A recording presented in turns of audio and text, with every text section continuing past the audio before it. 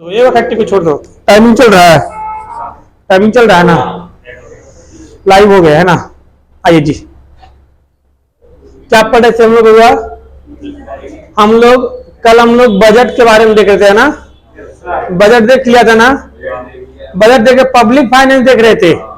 Public finance में फटाफट जल्दी जल्दी जरा बताओ आप, पब्लिक फाइनेंस कितने टाइप का होता है हुआ? हाँ, यानी कि पब्लिक फाइनेंस में हिंदी में क्या बोलते हैं? सार्वजनिक लोक राजस्व। क्या बोलेंगे? लोक राजस्व। लोक राजस्व दो तरीके के होते हैं। जल्दी जल्दी 2 मिनट में रिवीजन करा रहे हैं, जल्दी आके बैठो। लोक राजस्व, लोक राजस्व दो तरीके के होते हैं। बोलो कौन कौन? राजस्व आय और राजस्व आय और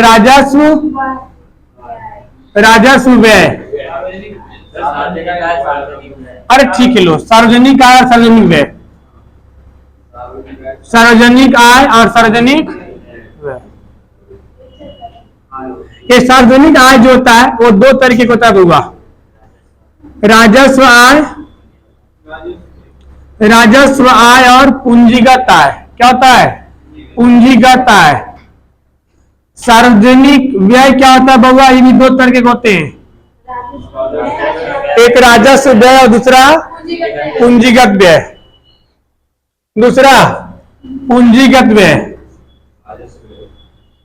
अरे हाँ, पहले राजस्व व्यय और दूसरा पूंजीगत व्यय। इस सैटरडे होता था ना, ये पूरा हिलने लगता, सब खिचड़ी अलमारी।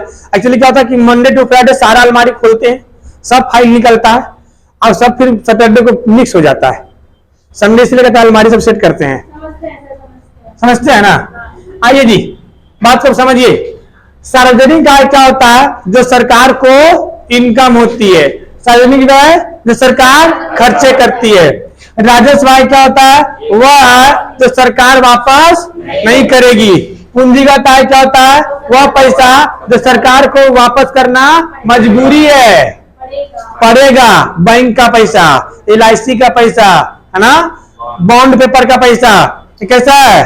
पूंजीगत आय। कैसा है? पूंजीगत आय। राजस्व व्यय, राजस्व व्यय मतलब जो एक बार में खर्चा किया उसे क्या बोलेंगे? राजस्व व्यय। जो एक बार में खर्चा किया, जैसे साइकिल योजना, टैबलेट योजना, लैपटॉप योजना। कभी ऐसा सुने प्रिंस? साइकिल योजना में पहला साल घंटी देगा, अगला साल फिर अगला टायर देगा, हैंडल देगा, लो खोल के ले जाओ, ब्रेक का वो ले जाओ, ब्रेक शू लगा लेना। ऐसा क्या? एक के बार साइकिल मिलता है, ड्रेस मिलता है, लड़कियों को मिलता है ना। मिड डे मील सब क्या है? एक बार। ऐसा तो क्या सरकार आज दाल दे दिया, अब 15 दिन बाद चावल देंगे, दाल पिला पहले 8 दिन है ना, फिर 8 दिन 10 दिन बाद फिर क्या नाम है सब्जी के लिए पैसा देंगे। ऐसा होता है? नहीं होता है। तो जो एक बार में पैसा निकला उसे क्या बोलेंगे? राजस्व आय। और जो धीरे धीरे पैसा खर्चा हुआ, बात है धीरे धीरे। कैसे धीरे धीरे? मतलब जैसे कोई रोड बन रहा है, तो रोड बन रहा तो ऐसे थोड़ी होते कि अब रोड में 2 लाख करोड़ का खर्चा आते, क्या 2 लाख करोड़ ठेकेदार ले भाग जाते? ऐसे होता है जी? नहीं होता है। तो काम करते जाओ, पैसा देते जाएंगे। चाहे कोई ब्रिज बनता है, 10 करोड़ का ब्रिज है, तो 10 करोड़ का ब्रिज है, तो धीरे धीरे काम करो पैसा लो, काम करो पैसा लो। साल 2 साल 4 साल लगता है। यूपी बिहार का इंजीनियर है तो 10 साल लगा देगा, ठीक है। और अगर वो बढ़िया तरह कोई कॉलेज से नहीं पढ़ा, डिग्री झोला छाप खरीदा है, तो फिर पुल बनेगा ही नहीं। वो हवा में उड़ जाएगा, चोरी हो जाएगा, कुछ हो रहा है, पुल नहीं बनेगा, ठीक है। अब आई बात को जरा, राजस्व आय मान लो किसी सरकार की 150 करोड़ हो रही है। कितनी हो रही है जी? 150 करोड़। अब खर्चा कर रही है वो 170 करोड़। कितना खर्चा कर रही है? पूंजीगत आय मान लो किसी सरकार की है 200 करोड़ इनकम, अब खर्चा कर रही है 240 करोड़। कितना खर्चा कर रही है? क्योंकि ज्यादा खर्चा होता है, ये धीरे धीरे होता है तो बहुत ज्यादा लाखों करोड़ में जाता है। और साइकिल योजना है, लैपटॉप योजना है, एक के बार लगता है, एक के बार सरकार के ऊपर बोझ पड़ता है, लेकिन उतना प्रभाव नहीं पड़ता है। अब जरा समझते हैं, घाटा पड़ रहे थे ना। सबसे पहला घाटा राजस्व घाटा। राजस्व घाटा क्या होता है बउआ? राजस्व व्यय माइनस राजस्व आय। सवालिया एकरे में से आएगा जी, ध्यान रखना। राजस्व घाटा, पूंजीगत घाटा, सार्वजनिक घाटा, राजकोषीय घाटा, प्राथमिक घाटा, यही 6 तरह के 5-6 तरह घाटा जो सवाल पूछेगा, ध्यान समझो, ठीक है, हंसी मजाक नहीं करो यहाँ पे। राजस्व घाटा वो होता है राजस्व व्यय माइनस राजस्व आय। राजस्व 17 हमने लिखने नहीं आता, बताओ। राजस्व व्यय माइनस राजस्व आय, ठीक है। दूसरा पर क्या होगा? पूंजीगत घाटा। पूंजीगत घाटा मतलब पूंजीगत व्यय माइनस पूंजीगत आय। पूंजीगत व्यय माइनस पूंजीगत आय। जैसे सरकार को राजस्व व्यय कितना कर रही है? 170 करोड़। इनकम कितना हो रहा है? 150 करोड़। इनकम कितना होगा? तो घाटा कितना का लगा? 20 करोड़। पूंजीगत व्यय कितना का है? 240 करोड़। पूंजीगत इनकम कितना है? 200 करोड़। तो इनको इनकम कितना होगा? फिर घाटा कितना होगा? 40 करोड़। इन दोनों घाटा को जोड़ देंगे तो क्या निकल के आएगा? सार्वजनिक घाटा। क्या निकल के आएगा? या तो फिर आप सार्वजनिक घाटा निकालने के लिए सार्वजनिक आय, सार्वजनिक व्यय माइनस सार्वजनिक आय, टीवीआ में दिख रहा है ना जी, इसको बोलते हैं सार्वजनिक घाटा। देखो सार्वजनिक व्यय कितना कर रहा है बंदा, दोनों जोड़ देंगे, दोनों को जोड़ देंगे, कितना आया? 7 4 11 का 1, 2 3 और 1 4, 410 करोड़। और सार्वजनिक आय कितना हो रहा है? 350 करोड़। कितना हो रहा है? तो घाटा कितना का लगा? 60 करोड़। यहां भी जोड़े कितना आ रहा था? 60 करोड़। मतलब बात एक ही है, पूंजी सार्वजनिक घाटा निकालना है तो या तो पूंजीगत घाटा प्लस राजस्व घाटा, पूंजीगत घाटा प्लस राजस्व घाटा, या तो फिर आपको सार्वजनिक व्यय माइनस सार्वजनिक आय। कभी कभी एग्जाम में क्या करता है बउआ, ये सब नहीं देगा डेटा, आपको यही डेटा दे देगा कि किसी सरकार की पूंजीगत घाटा इतना है और राजस्व घाटा इतना है, तो सार्वजनिक घाटा बताइए। अब 17 उसमें दिक्कत होता है, कंफ्यूजन होता है, जोड़ना है कि घटाना है, क्या करना है? जोड़ना है। तो 40 और 20 60। समझ में आया? अब एक बात आती है राजकोषीय घाटा और प्राथमिक घाटा। जरा उस बात को समझते जी, राजकोषीय घाटा और प्राथमिक घाटा। देखो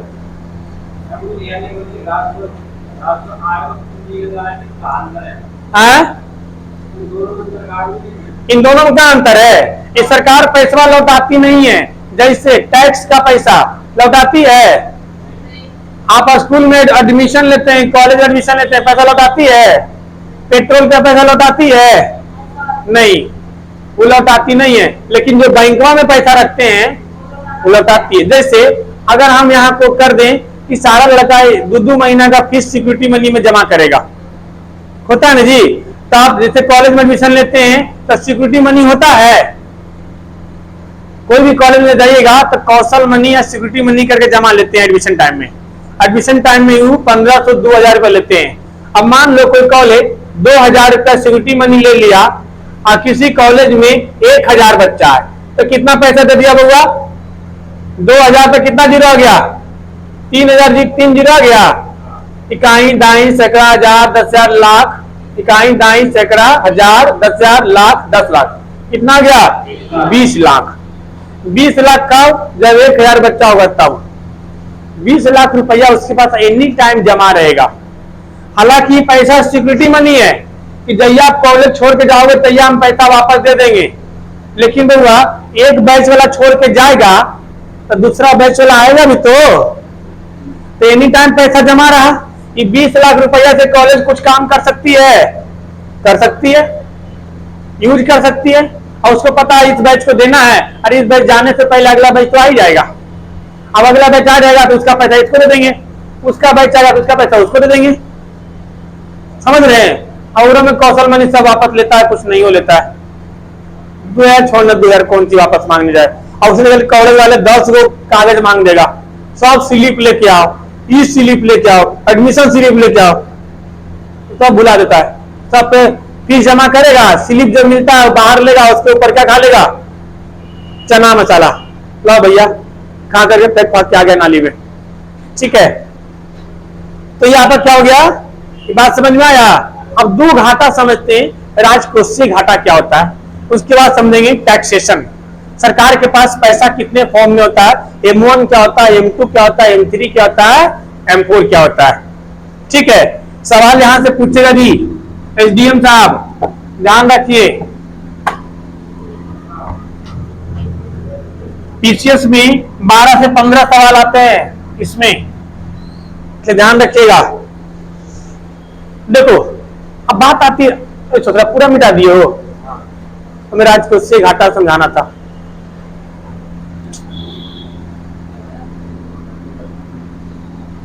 शॉर्ट में लिखता हूं, चलो देखो जल्दी से। सरकार को क्या पढ़ा था हमें जी? Public finance. पब्लिक फाइनेंस में दो तरह का, जल्दी से बोलो बराबर। एक सार्वजनिक आय और सार्वजनिक, अब इसका मतलब नहीं समझाऊंगा, मैं समझा दिया हूं, खाली हमें लिखना है, वो कैलकुलेशन करना है। देखो सार्वजनिक आय में दो चीजें हैं, एक राजस्व आय और दूसरा क्या है? पूंजीगत आय। ये भी सेम वैसी है, राजस्व व्यय और पूंजीगत व्यय। देखो बउआ, हम जो पढ़ने जा रहे हैं बहुत इंपॉर्टेंट पढ़ने जा रहे हैं, राजकोषीय घाटा। राजकोषीय यानी किसी भी देश का अगर घाटा देखना, चेक करना है तो कौन सा चेक करेंगे? राजस्व घाटा, पूंजीगत घाटा या राजकोषीय घाटा? राजकोषीय घाटा। अब कैसे होगा राजकोषीय घाटा? देखो अभी तक हमने जो घाटा निकाला था सार्वजनिक घाटा, उसमें सार्वजनिक व्यय माइनस सार्वजनिक आय। लेकिन एक बात बताइए, सार्वजनिक व्यय माइनस सार्वजनिक आय हमने किया, ध्यान समझिए बात को। सार्वजनिक व्यय माइनस सार्वजनिक व्यय जो हुआ वो तो सरकार किया, वो तो सारा पैसा किसका गया? सरकार का। डेटा कितना गिना था? 150, 170, 200, 240, ये था ना जी। देखो ये जो टोटल जो सरकार खर्चा किए पैसा, ये तो सरकार अपने पॉकेट से खर्चा किए। ये खर्चा में कोई देगा? कोई आदमी देगा बउआ? लेकिन जब आय की बात हुई, जब आय की बात हुई तो उनमें से ये जो पूंजीगत आय था वो सरकार का अपना पैसा था? अरे सरकार का अपना इनकम था भाई? नहीं।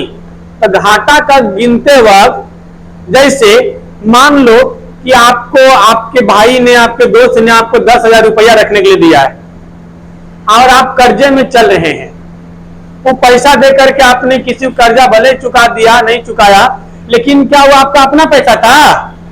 जिस दिन आपका दोस्त मांगेगा देना पड़ेगा ना जी। मतलब आपके अपने पैसे के अनुसार।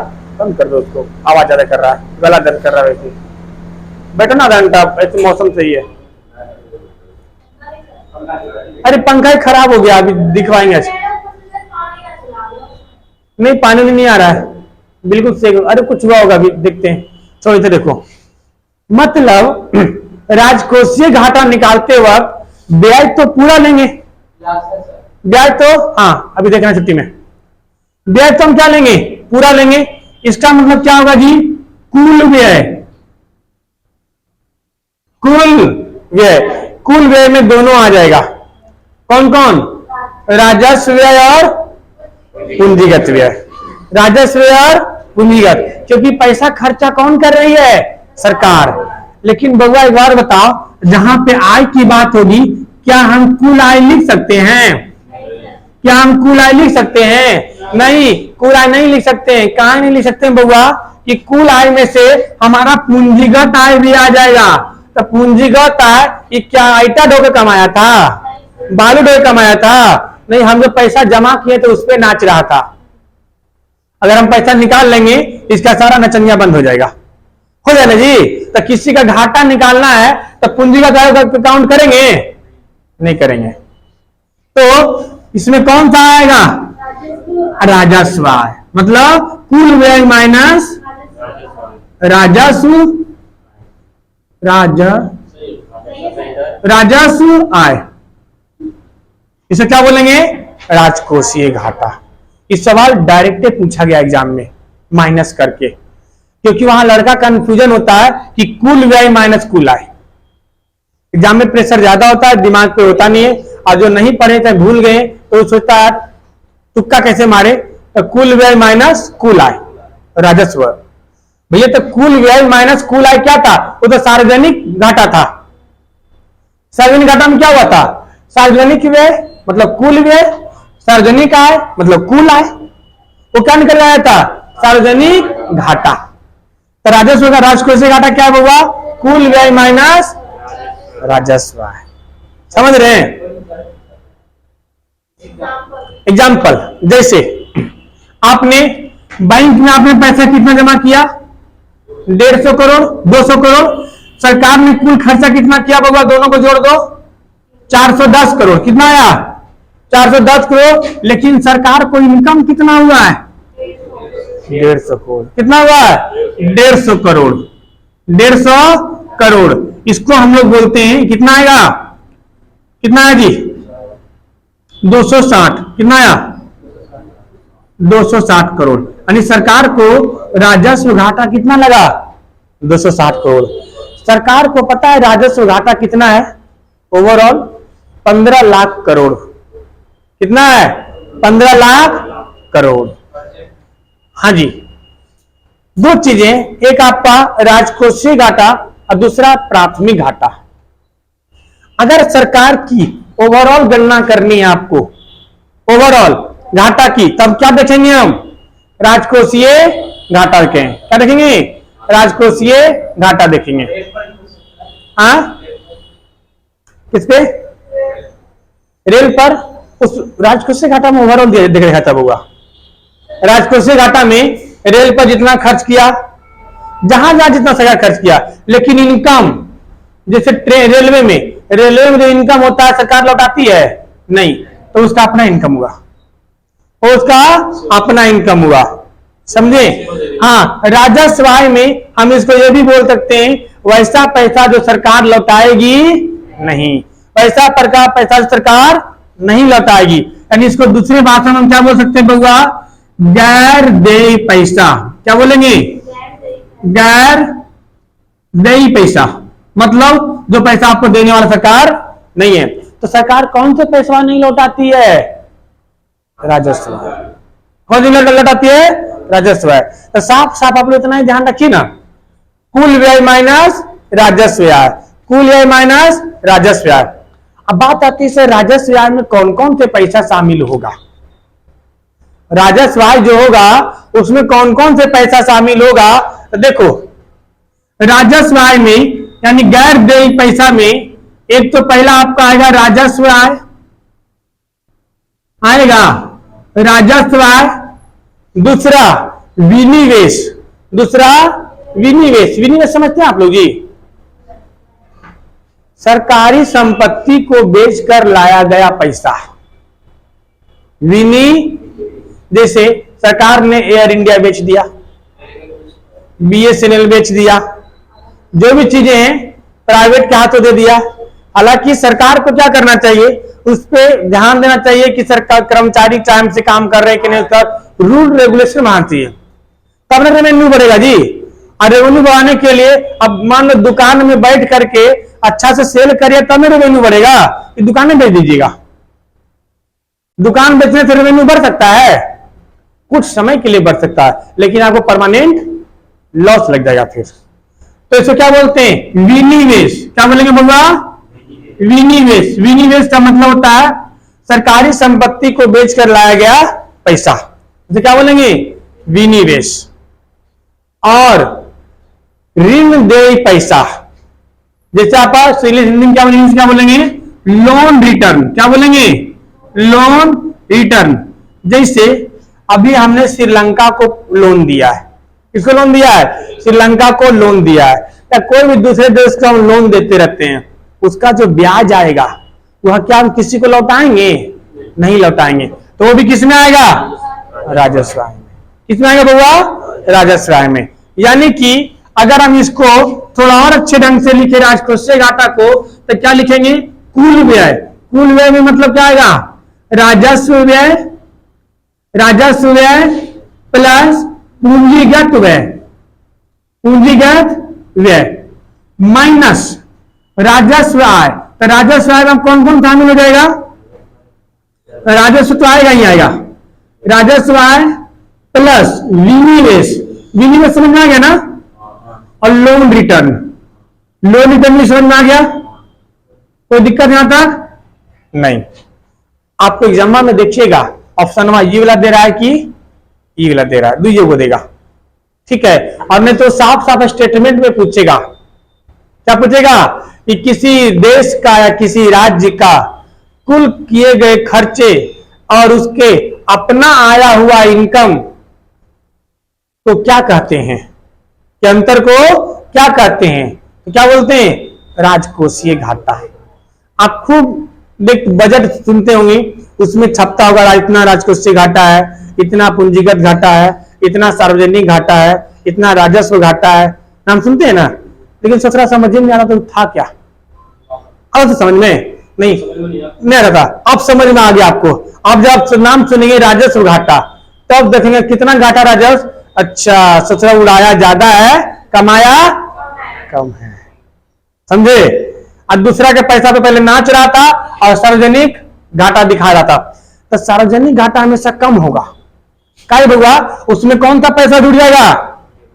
अब पूंजीगत पैसा बहुत बड़ा पैसा होता है, क्योंकि हर आदमी बैंक में खाता खुला रखा है, सब आदमी बैंक में पैसा रखता है, तो अल्टीमेटली पैसा केरा पास है? गवर्नमेंट के पास। तो पैसा को बल पे उछलते रहती है, देखते हैं। और सरकार नहीं चाहती कि वो पैसा आप निकालें, इसलिए तरह तरह का स्कीम लाते रहती है। 3 बार से ज्यादा निकाला तो गया, पैसा कटेगा। ठीक है, ऑनलाइन पेमेंट करिए, ठीक है, नेट बैंकिंग करिए, कैशलेस बनिए।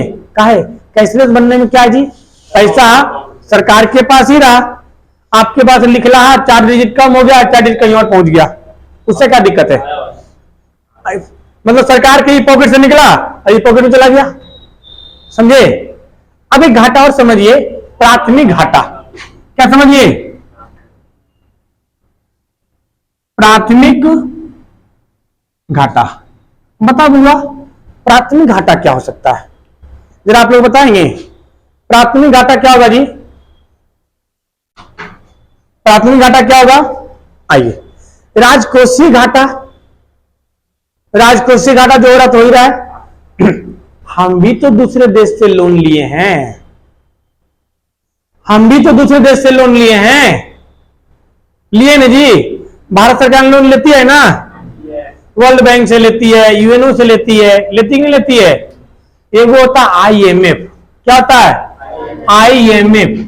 कभी आईएमएफ से लोन नहीं लेना होगा।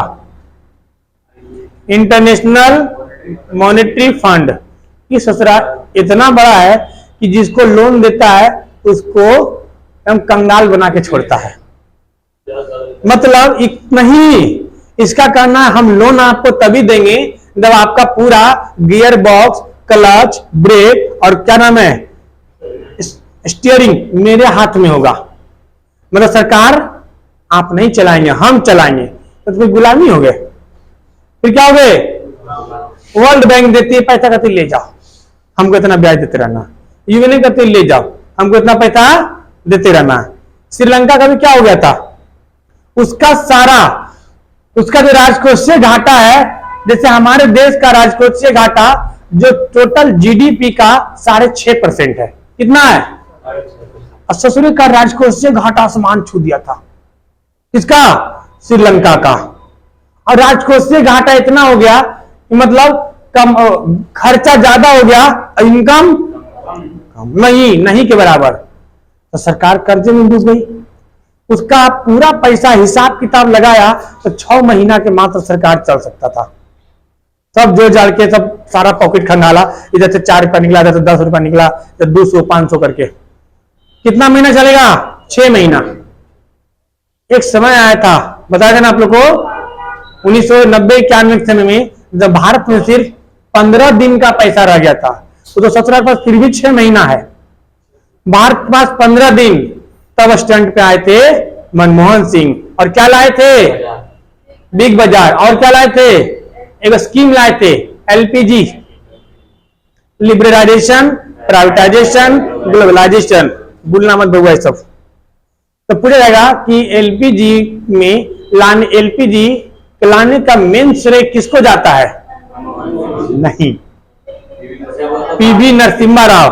प्रधानमंत्री ऑर्डर ही नहीं देगा, प्रधानमंत्री ऑर्डर ही नहीं देगा तो आरबीआई कुछ कर सकता है? नहीं कर सकता है। तो पीवी नरसिम्हा राव, उन्होंने कहा मनमोहन सिंह को, आप जो करना है करिए, देश को बचाइए बस। मतलब सारा पावर किसको दे दिया? मनमोहन सिंह को। आइए, अब प्राथमिक घाटा क्या होता है? कि प्राथमिक घाटा होता है बउआ, राजकोषीय घाटा माइनस ऋण, ब्याज, लोन। जो हमने कहीं से लोन लिया है, हमने जो कहीं से कर्जा लिया है, ऋण का मतलब कर्जा। तो राजकोषीय घाटा में से कर्जा हटाएंगे तो क्या आएगा? प्राथमिक घाटा। काहे बउआ? लोन जो होता है वो 1 साल के लिए नहीं होता है।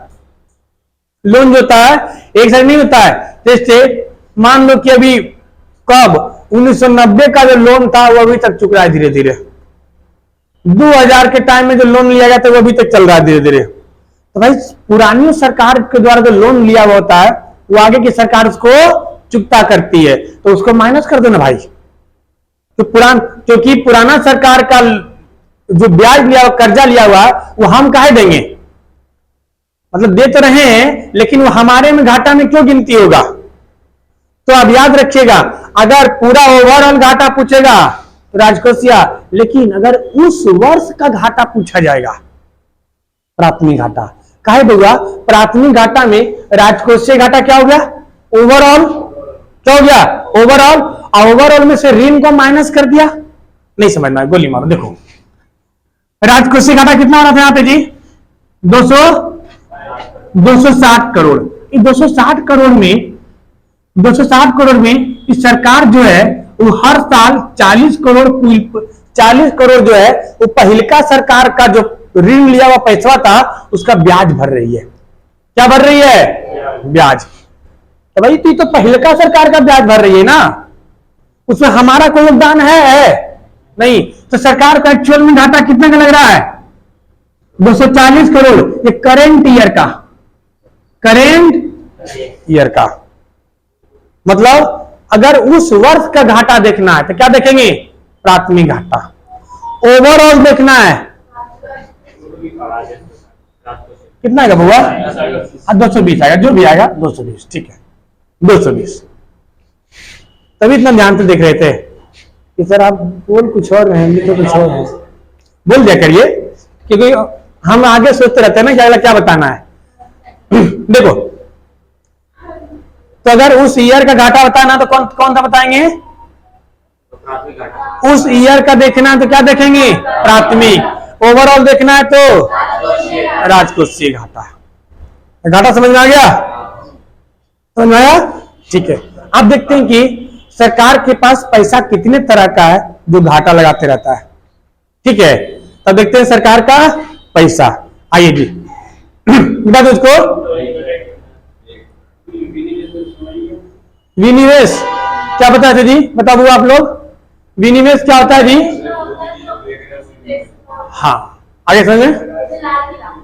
हाँ पहले लाल किला में 30 रुपए का टिकट लगता था, अब 90 रुपए का टिकट लगने लगा शायद।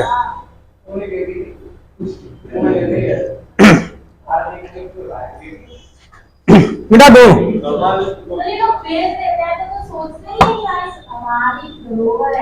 वो जनता को दिखाना होता है कि देखिए हमने इतना फायदा सरकार को दिया, और जनता इकोनॉमिक्स तो पढ़ी नहीं है, और जो पढ़ी होती है समझ जाती है। समझ रहे हैं बात को? इसीलिए आपको शिक्षित होना बहुत जरूरी है जी। आपके अगर अंदर अगर शिक्षा नहीं है तो कोई भी बेवकूफ बना सकता है, और शिक्षा है। अब जैसे अब इसे पढ़ा दिए राजकोष से घाटा, तो कहीं भी बात होगा राजकोष से घाटा का तो आप खड़ा होकर उसको बोल सकते हो कि राजकोष से घाटा क्या होता है। ठीक है, क्या परसेंट निकालना? अरे भाई वाह, तो कितना माइक हुआ ओवर अपॉन कितना से डिवाइड कर दो, उससे परसेंटेज निकल जाएगा। उसमें कौन सी बड़ी बात है? आप खाली समझो घाटा क्या होता है। अब देखिए सरकार के पास जो पैसा होती है,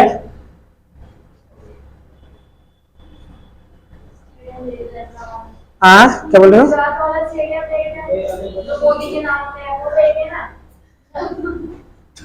सूर्य दूसरा बात ना हो।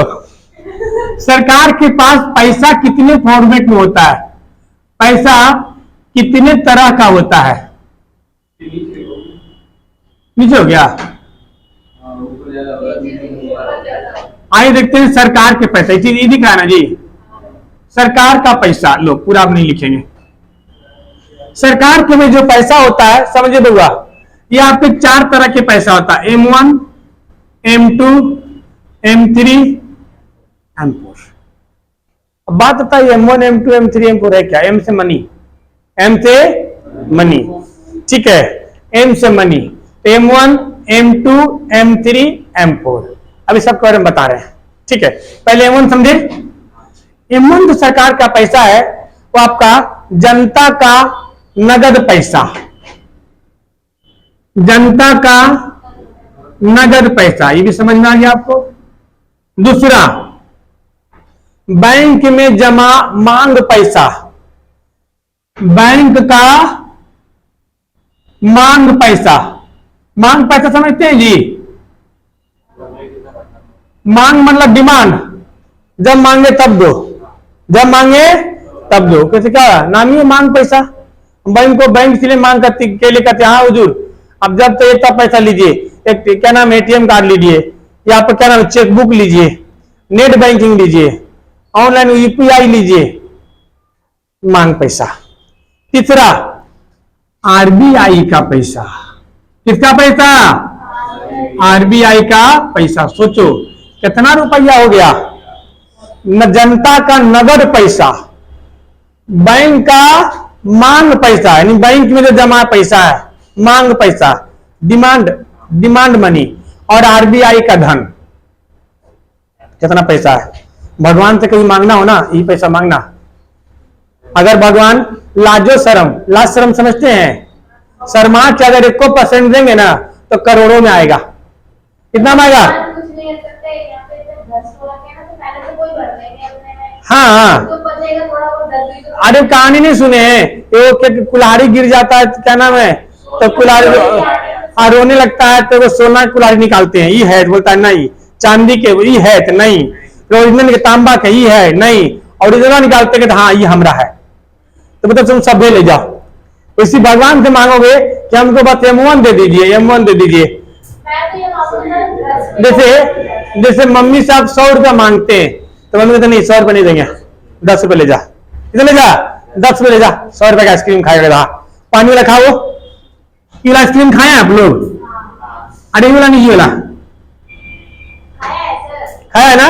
साइकिल में पेटी पे, साइकिल में पेटी बांधने घूमता है, ठीक है, निकाल के लड़का लोग खाएगा तो ये वाला, अब किसी को खिलाएगा, किसी को मतलब अपनी वाली को तो ये वाला खिलाएगा। नहीं ये वाला खाओ ना, ये वाला खाओ, ठीक है। अब बोले पापा पैसा खत्म हो गया, जल्दी भेजिए। देखो इधर M1 क्या हुआ? जनता का नगद पैसा, बैंक का मांग पैसा, और आरबीआई के धन। कितना ज्यादा धन है? बहुत ज्यादा धन है। अब आपके मन में सवाल आया होगा, सब तो M1 हो गया, M2 बचा क्या? M2 क्या हुआ फिर? M2 में आएगा M1, प्लस डाकघर का धन। किसका आएगा?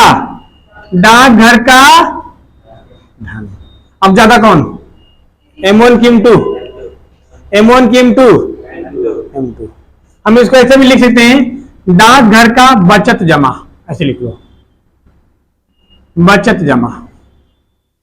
डाकघर में खाता खुलता है, पता आपको? हाँ जी, डाकघर का बचत जमा। अब ज्यादा कौन हुआ? M1 की M2, M2। अब बात करता है M3 क्या होगा? अब डाकघर भी शामिल हो गया, बैंक भी शामिल हो गया, RBI भी शामिल हो गया, जनता का पैसा भी शामिल हो गया। आइए, तो M3 में आएगा M1 प्लस बैंक का, M2 क्यों करेंगे? M2 तो ऑलरेडी M1 तो ही है। बैंक का demand draft, DD, sorry DD नहीं जी, FD, फिक्स डिपॉजिट। क्या बोलते हैं इसको? फिक्स डिपॉजिट मांग जमा में आएगा? आएगा जी? नहीं आएगा। क्या फिक्स डिपॉजिट को ATM से निकाल सकते हैं? चेक से निकाल सकते हैं? और टाइमिंग पे टूटता है।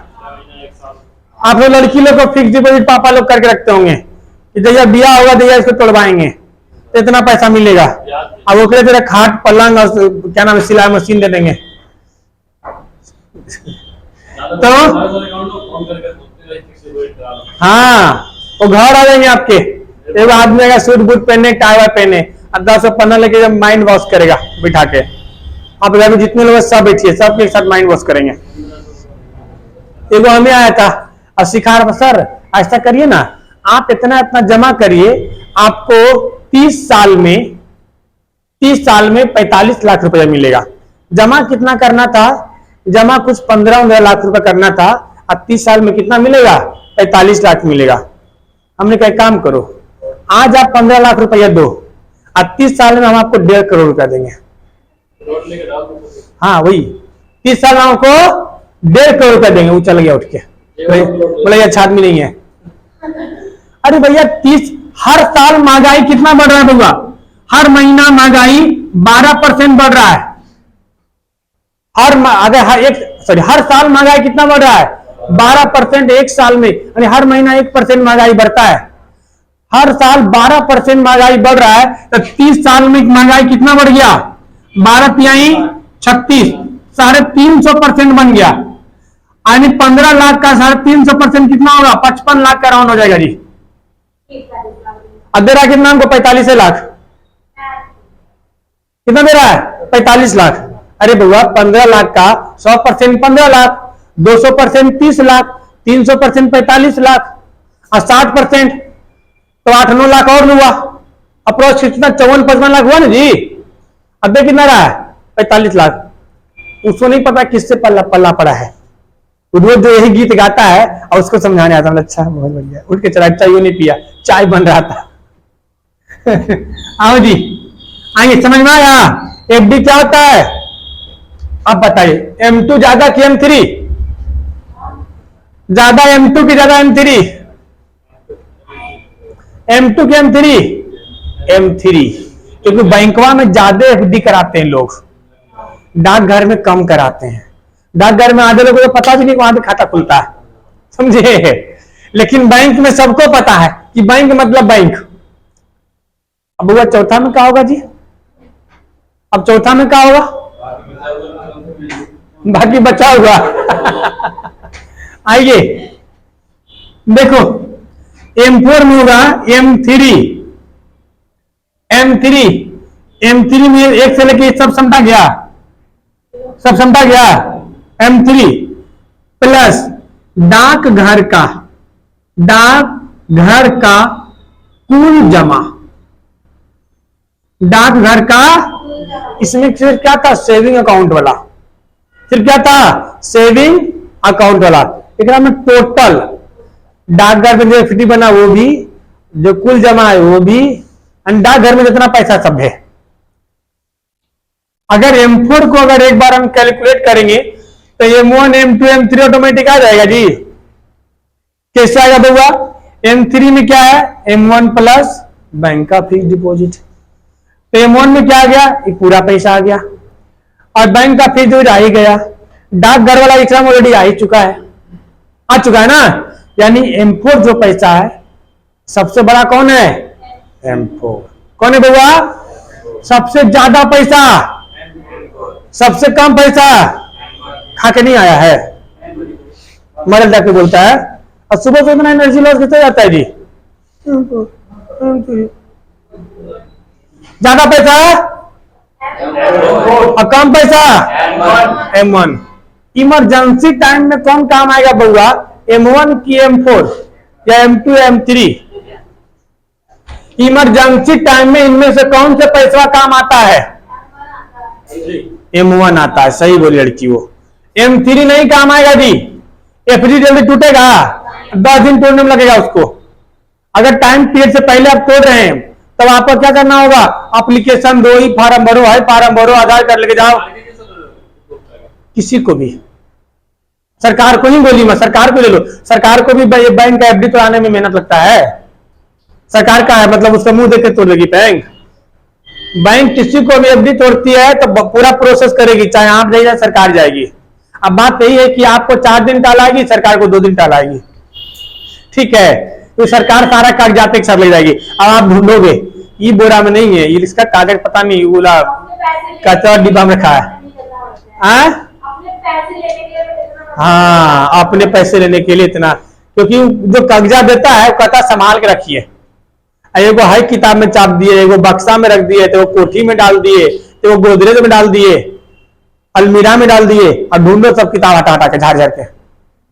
तो आइए, तो इमरजेंसी टाइम में कौन सा पैसा काम आएगा बउआ? इमरजेंसी में M1 काम आएगा। इमरजेंसी में कौन आएगा? अगर तरलता की बात किया जाए, तरलता समझते हैं? लिक्विडिटी। तरलता की बात किया जाए, लिक्विडिटी की बात किया, लिक्विडिटी समझते हैं जी? फ्लो, पैसा बहना, पैसा बहना। तो क्या नाम है, ज्यादा पैसा कौन बहता है इस बात को समझते हैं कि कौन आसानी से तरलता, मार्केट में कौन आसानी से फ्लो हो जाएगा और कौन आसानी से फ्लो नहीं होगा। जैसे अगर जनरल तरलता की बात करें, एग्जांपल दे रहे हैं, आप कहीं गए एसी खरीदने, दुकान में क्या गए? एसी खरीदने। और एसी खरीदने गए और आप भी गए, हम भी गए, और उनके पास एक एसी है, ठीक है। आप चेक लेकर के गए और हम कैश लेकर के गए, वो किसका पैसा लेंगे? कैश वाले का। कैश वाले का तरलता, सोच रहा तुम्हारा चेक लेंगे, पता नहीं बैंक में बन जाएगा कि नहीं बन जाएगा, भुला गया चेक, या तो फिर क्या नाम है वो चेक बाउंस कर गया, तो तुम्हें ब्लेम करो, ढूंढो, कैश में कुछ नहीं लेके काउंटर में डालो, जा। तो तरलता ज्यादा कौन है? कैश। अगर जनरल तरलता की बात करें तो सबसे ज्यादा तरलता किसकी होती है बउआ? कैश की।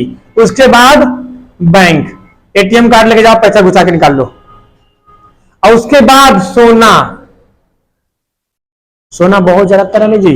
लोग सोना के जेवर क्यों रखते हैं? इमरजेंसी टाइम में काम आता है। इमरजेंसी में बैंक से लोन लेने जाओ, देगा ही नहीं, 1 महीना बैंक से लोन लेने लगता है। FD भी टूटने में 10 दिन लगेगा ना जी। ATM में पैसा नहीं है, ATM में पैसा नहीं है, कैश नहीं है, सोना है, सोनार के पास लेके जाओ, वैसे आधा घंटा से देखेगा, हाँ अरे तो सोना ठीक है, थोड़ा सा ना ये थोड़ा मिलावट है, वो देख लेगा कि मजबूरी में आया है। 20,000 का दाम है, इसको 15,000 बोलो, 15,000 में लेंगे हम। भले ही देखो अब वो भी दुकान खोल के बैठा है, इतना रेंट वेंट दे रहा है, तो भाई कुछ न कुछ तो बेनिफिट कमाएगा ना जी। लेकिन पैसा आपको समझ में मिल गया कि नहीं मिल गया? मिल गया ना। हमेशा बउआ सोना चांदी ना एक दुकान से खरीदिएगा, पता क्या है, जान पहचानी नहीं। कल को बेचना हो, देते वक्त तो बोलेगा हाँ एकदम शुद्ध सोना दे रहे हैं, खरीदते जहां बोले इसमें मिलावट है, तो चोट्टा का बाल पकड़ना, तुम्हारे से लिए देखो रसीद दिया इसका, गिरा गिरा के मारेंगे, दौड़ा दौड़ा के मारेंगे, ले चुपचाप वापस, समझ रहे हैं? हाँ होता ना ऐसा। इसलिए लोग देखते हैं सोना चांदी के जेवर शादी ब्याह में गांव से बनाते हैं। देखिए गांव से क्यों भैया? गांव का दुकानदार जान पहचान का होता है, और उसका हम घर देखे होते हैं, वो हमारा घर देखे होता है। शहर में लेने जाओ ना, आप लेके दुकान से बाहर निकलो, आप फिर जाओ, बोले हाँ कौन आप आए थे, आप हमारे, वो तो CCTV कैमरा लगा है, तो पहचानेगा भी नहीं कि आप हमरे से लिए। समझे, कोई रिलेशन नहीं भैया। जब तक पैसा नहीं दिए तब तक चाय पीजिए, कोल्ड ड्रिंक पीजिए, कुछ भी पीजिए। पैसा दे दिए, पानी मांगे, पानी है पीने के लिए, नहीं जाइए घर में पीजिए ना, बाहर पानी बाहर जाइए, वहां नल लगा हुआ सरकारी नल, पी लीजिए। अब पैसा देने पहले मांगो, पानी पिला, हाँ ला बिस्लरी बोतल हो, तुरंत वो बढ़िया बिस्लरी बोतल निकाल के देगा। उसको पता है कि 2-4 लाख रुपए गिनेगा, 10 रुपए पानी पिला दो, ठीक है। तो ये चीजें तरलता ज्यादा किसकी होती है? कैश, बैंक, सोना। उस हिसाब से बताइए बउआ, जो तरलता है, जैसे जैसे हम M1 से M4 की ओर जाते हैं तरलता घटते जाती है। सबसे ज्यादा तरल कौन होगा? हाई पैसा, और उससे कम ई पैसा, इससे कम ई पैसा निकालना बहुत मुश्किल होता है। ई पैसा निकालना बहुत ही मुश्किल होता है। तो तरलता के केस में अगर हम पैसा की बात करें तो ज्यादा तरल कौन है? M1। उसके बाद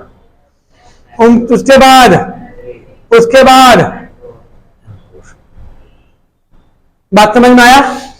यहां तक कोई दिक्कत नहीं चाहिए। एक बात बताइए, तरलता के केस में M1 से M4 जाते हुए तरलता घटती जाती है, लेकिन पैसा की वैल्यू ज्यादा पैसा केकरा पास है? M4 के पास। यानी कि जो पैसा का घनत्व है, पैसा का घनत्व मतलब समझते हैं ना जी, वैल्यू, घनत्व सबसे ज्यादा किसके पास है? M4, M3, M2, M1। UP PCS में डायरेक्ट पूछा गया बउआ सवाल, नोट करिएगा आप लोग। जो भी दिल्ली SCM का फॉर्म भरे हैं या फिर SSC का, इसके एकदम डायरेक्ट सवाल पूछेगा, ये ध्यान रखिएगा, नोट कर लो इसको फटाफट जल्दी जल्दी। तो सरकार के पास पैसा। अच्छा एक बात और बताओ, सुनो देखो, एक लाना, अगर मौद्रिक नीति लाना है हमें, मौद्रिक नीति समझते हैं? मौद्रिक नीति का मतलब होता है कि पैसा से संबंधित नियम कानून। मौद्रिक नीति क्या बोलते हैं? क्या बोलते हैं इसको? मौद्रिक नीति। पैसा से संबंधित अगर नियम कानून लाना है जी, तो केकरा पर लाएंगे कि हमें सब पे पैसा लग जाएगा? केकरा पर लाएं? नहीं समझ में आया? मौद्रिक नीति यानी पैसा से संबंधित कोई नियम कानून लाना है, तो इन चारों में से केकरा के ऊपर लगाएं कि सभ्य के ऊपर लग जाए? बताइए। M4 नहीं, M3। किसमें? M3। M3 में M1 आ गया, और बैंक का FD। M1 में क्या आ गया जी? M1 में क्या आ गया? पूरा पैसा आ गया। मौद्रिक नीति में डाकघर का कोई मतलब नहीं होता है बाबा। मौद्रिक नीति में किसका होता है? सिर्फ बैंक का होता है। किसका होता है? बैंक और जनता का पैसा। मौद्रिक नीति डाकघर पे आपने कभी देखा है? RBI को जब अनाउंसमेंट करता है तो डाकघर के बारे में बोलता है? नहीं बोलता है। तो मौद्रिक नीति किस पे आ जाएगा?